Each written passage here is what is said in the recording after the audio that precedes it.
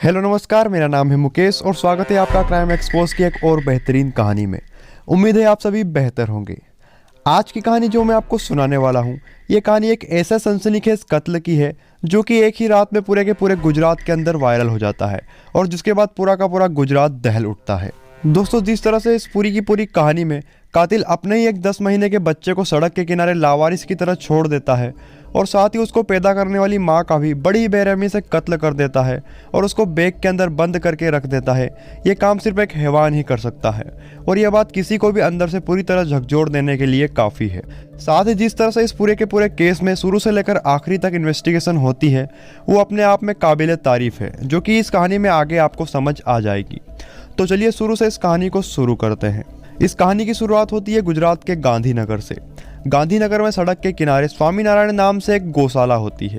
ये गौशाला काफ़ी बड़ी होती है और गांधीनगर के एक बड़े से हिस्से में इसी गौशाला से रोजाना दूध पहुंचता है और इसीलिए शाम के वक्त यहाँ पर काफ़ी भीड़ भाड़ भी होती है। ये बात 2021 की है और उस दिन तारीख थी 8 अक्टूबर, शुक्रवार का दिन था और रात के करीब 9:20 का वक्त हो रहा था। तभी उस गौशाला में मौजूद कर्मचारियों को एक बच्चे की जोर जोर से रोने की आवाज़ सुनाई देती है।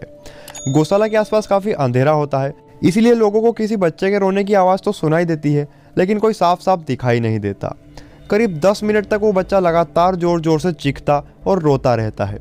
इसके बाद गौशाला के सभी कर्मचारियों को कुछ अजीब सा लगता है, क्योंकि जाहिर सी बात है, कोई भी बच्चा अगर रोता है तो वो कुछ टाइम के बाद चुप हो जाता है, लेकिन गौशाला के बाहर वो बच्चा चुप होने का नाम ही नहीं ले रहा था। इसलिए सभी कर्मचारी एक एक करके गौशाला से बाहर निकलते हैं और पास ही की सड़क के किनारे जाकर अंधेरे में उस बच्चे की आवाज़ को सुनते हुए आगे बढ़ने लगते हैं। इतने में ही सभी लोगों को सचमुच वहाँ पर एक छोटा सा बच्चा नजर आता है और सभी दौड़कर उस बच्चे के पास जाते हैं। सभी लोग देखते हैं कि वो बच्चा ठीक से बैठ भी नहीं पा रहा था, क्योंकि वो बेहद छोटा था, करीब 9-10 महीने का, और सड़क के किनारे पर वो जमीन पर इधर उधर रेंगते हुए बस रोए जा रहा था। वहाँ मौजूद लोग उस बच्चे को उठाते हैं और इधर उधर पूछने लगते हैं कि आखिर ये बच्चा किसका है और इसे इस तरह से यहाँ पर कौन छोड़ के चला गया है। थोड़ी देर में ये बात गौशाला के आसपास पूरे के पूरे इलाके में फैल जाती है कि गौशाला के पास में एक लावारिस बच्चा मिला है और अभी तक ये नहीं मालूम पड़ा है कि उसे यहाँ पर कौन छोड़कर गया, उसके माँ बाप कौन है और वो यहाँ तक पहुँचा तो कैसे पहुँचा। अब बारी आती है पुलिस तक ये बात पहुँचाने की। कुछ ही देर में पुलिस आती है और उस बच्चे के बारे में छानबीन स्टार्ट करती है। अब पुलिस को सबसे पहले तो ये पता लगाना था कि ये बच्चा आखिर किसका है और ये बच्चा किसी गलती से लापता हुआ है या फिर जानबूझकर कोई इसे यहाँ पर छोड़कर चला गया। करीब 1 घंटा हो जाता है, लेकिन वो बच्चा लगातार रोए जा रहा था, क्योंकि आखिर वो एक बच्चा था जिसकी उम्र अपनी माँ की गोद में खेलने की होती थी। उस उम्र में उसे कोई सड़क पर छोड़कर चला गया था।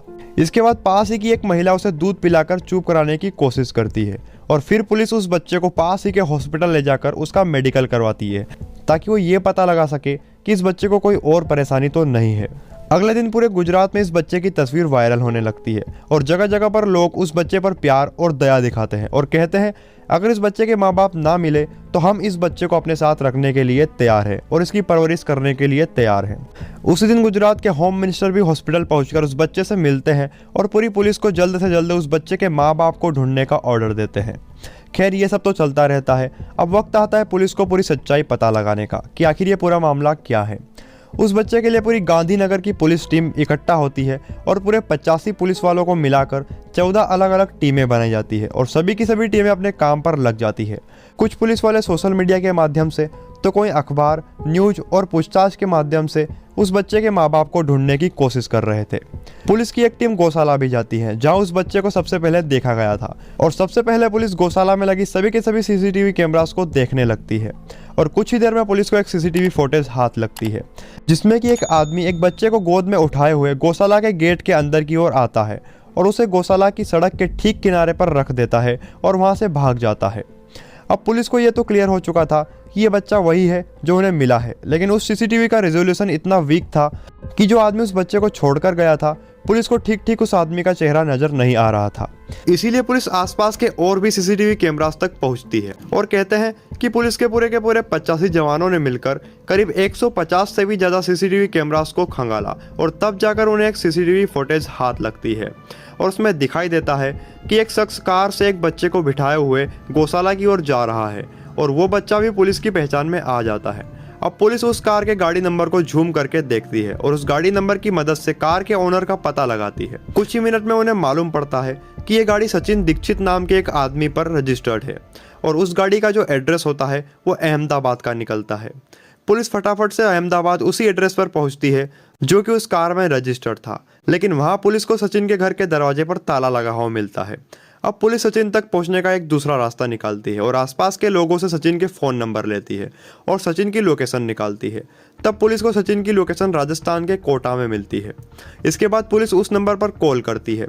सचिन फ़ोन उठाता है और सामने से पुलिस सीधे एक ही सवाल करती है कि एक बच्चा हमें स्वामीनारायण गौशाला के गेट पर मिला है और तुम उसे गेट के सामने छोड़ कर गए थे, क्या यह बच्चा तुम्हारा है? तब सचिन बिना किसी बहस के एक्सेप्ट कर लेता है कि हाँ वो बच्चा मेरा ही है और मैं ही उसे गेट के सामने छोड़ कर गया था। इसके बाद पुलिस बिना किसी एक्स्ट्रा सवाल के फ़ोन कट कर देती है और राजस्थान पुलिस से कांटेक्ट करके सचिन को रोक कर रखने को कहती है।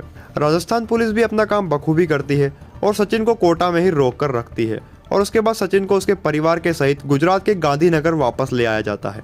दरअसल सचिन अपनी पत्नी अनुराधा, अपने माँ बाप और अपने 3 साल के बेटे के साथ उत्तर प्रदेश दशहरा मनाने के लिए जा रहा था, उसी कार से जिस कार से उस बच्चे को गौशाला के सामने छोड़कर गया था।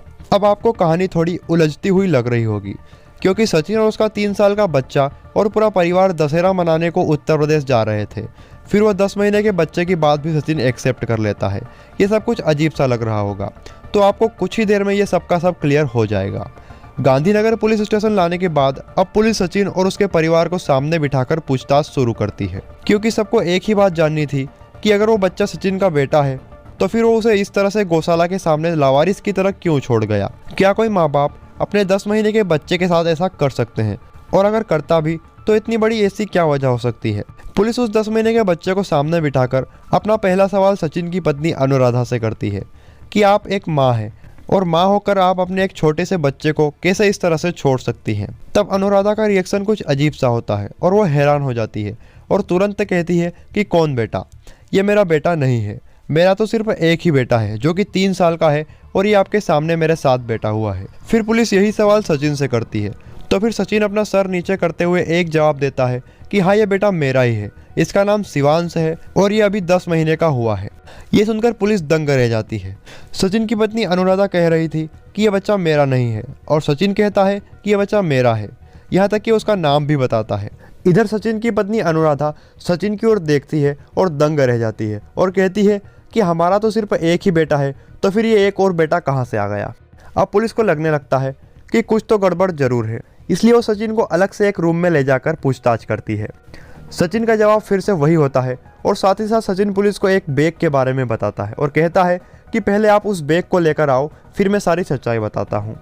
सचिन से पूछताछ करते करते ही गांधीनगर पुलिस तुरंत वडोदरा पुलिस को कॉल करती है और एक सोसाइटी का एड्रेस देती है और कहती है आप वहाँ पर एक फ्लैट में पहुँचिए, उस फ्लैट में एक किचन है, उस किचन में एक बैग रखा हुआ है, आप तुरंत जाकर वहाँ पर उस बैग को देखिए।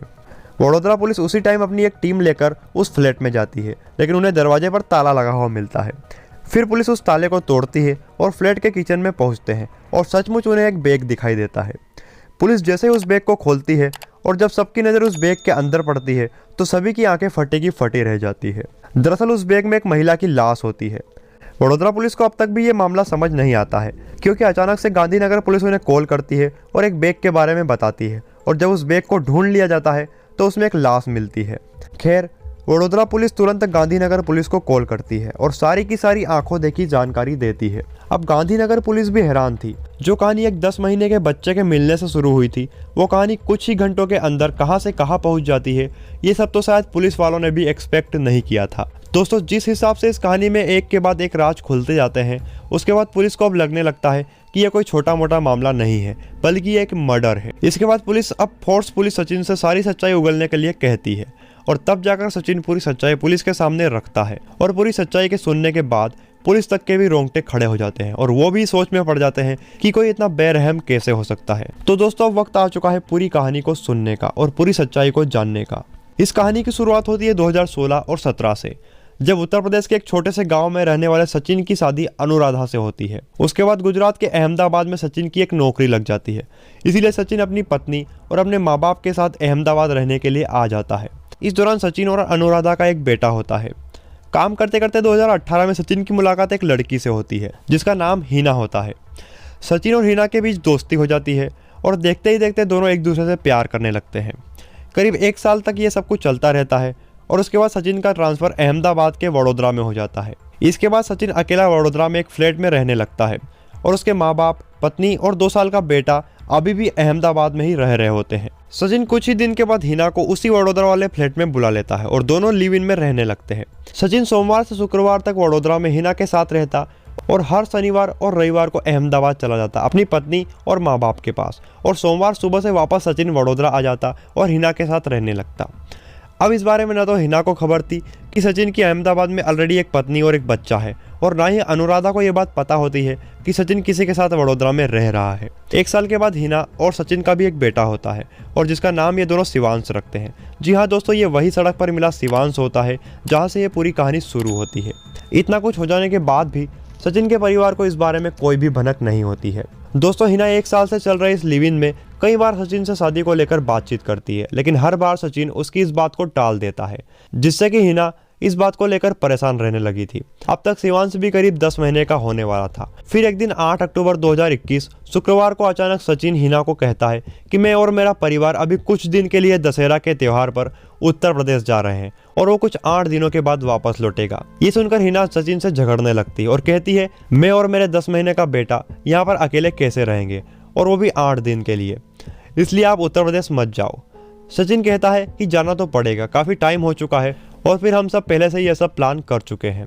इस बात पर सचिन और हिना के बीच जमकर झगड़ा होता है और झगड़े ही झगड़े में हिना शादी को लेकर भी सचिन से भिड़ जाती है, जिससे कि बात और बिगड़ जाती है और दोनों एक दूसरे पर हाथ उठाने लगते हैं और मारामारी पर उतर आते हैं। और इसी बात पर सचिन हिना का गला पकड़कर दबाने लगता है और कुछ ही देर में हिना की मौत हो जाती है। कुछ देर के बाद सचिन को एहसास होता है कि हिना मर चुकी है। ये सब कुछ उस 10 महीने के बच्चे शिवांश के सामने ही होता है, लेकिन आखिर वो एक बच्चा था, इसलिए शायद कुछ समझ भी नहीं पाया था। अब सचिन अपने रूम पर ही पड़े एक बैग में हिना की लाश को भर देता है और उसे किचन में रख देता है। कुछ देर के बाद सचिन शिवांश को भी मारने के बारे में सोचता है, लेकिन फिर उसे लगता है कि ये तो सिर्फ एक 10 महीने का बच्चा है और इसे मारकर क्या ही हो जाएगा। इसलिए वो अब सोचता है कि क्यों ना मैं किसी गौशाला के सामने या फिर किसी आश्रम के सामने इसे छोड़ दूं, ताकि इसे कोई भी लावारिस समझकर उठा लेगा और इसकी देखभाल कर लेगा। इतने में उसे याद आता है कि गांधीनगर में एक स्वामी नारायण नाम से एक गौशाला है और अगर मैं इसे वहां पर छोड़ दूं तो शायद इसे कोई उठा लेगा। बस फिर क्या था, सचिन शिवांश को अपनी कार में बिठाकर वडोदरा से रवाना हो जाता है और गांधीनगर की तरफ निकल पड़ता है और स्वामी नारायण गौशाला के गेट के ठीक सामने सड़क पर शिवांश को लेटा देता है और वहां से भाग जाता है। और इसके बाद इतना सब कुछ होता है। दोस्तों, सचिन हिना की शादी की बातों को लेकर तंग आ चुका था, इसलिए उससे हमेशा के लिए छुटकारा पाना चाहता था और इसीलिए वो हिना का बड़ी ही बेरहमी से कत्ल कर देता है और साथ ही शिवांश को भी अपने रास्ते से हटाने के बारे में सोचने लगता है। सचिन के माँ बाप और पत्नी अनुराधा को अब जाकर ये सब कुछ पता चलता है कि सचिन वडोदरा में किसी और के साथ रह रहा था और उसका एक बच्चा भी है। इस पूरे केस में सबसे हैरानी वाली बात तो ये होती है कि हिना को शायद मरते दम तक भी ये नहीं पता था कि सचिन पहले से ही शादीशुदा है और उसका एक पहले से ही 3 साल का बच्चा भी है। वो कहता है ना कि झूठ कितना भी बोला जाए उसकी सच्चाई एक दिन सामने आ ही जाती है, लेकिन सचिन की सच्चाई इतनी भयानक बनकर सबके सामने आएगी, ये बात शायद खुद सचिन ने भी सोची नहीं होगी। दोस्तों, इस पूरे केस में सबसे अफसोसनाक बात तो ये होती है कि उस 10 महीने के बच्चे ने तो कोई जुर्म नहीं किया था, लेकिन फिर भी सारे के सारे जख्म शिवांश के हिस्से आ जाते हैं, जो कि इस कहानी को बेहद ही दर्दनाक बना देते हैं। इसके बाद गांधीनगर पुलिस सारे सबूतों के साथ सचिन को गिरफ्तार करती है और वो अब भी जेल में है और अभी भी कोर्ट का फैसला आना बाकी है। अब देखते हैं कि सचिन को उसके इतने बड़े कुकर्म की क्या सजा मिलती है। तो दोस्तों, ये थी कहानी एक 10 महीने के छोटे से बच्चे शिवांश की। अगर वीडियो आपको अच्छा लगा हो तो आप हमारे चैनल क्राइम एक्सपोज को सब्सक्राइब कर दीजिएगा और साथ ही उस बेल आइकन को भी जरूर प्रेस कर दीजिएगा, ताकि हमारे हर एक नए वीडियो की अपडेट सबसे पहले आपको मिले। तो मिलते हैं एक ऐसी और बेहतरीन कहानी के साथ अगले वीडियो में, तब तक के लिए नमस्कार।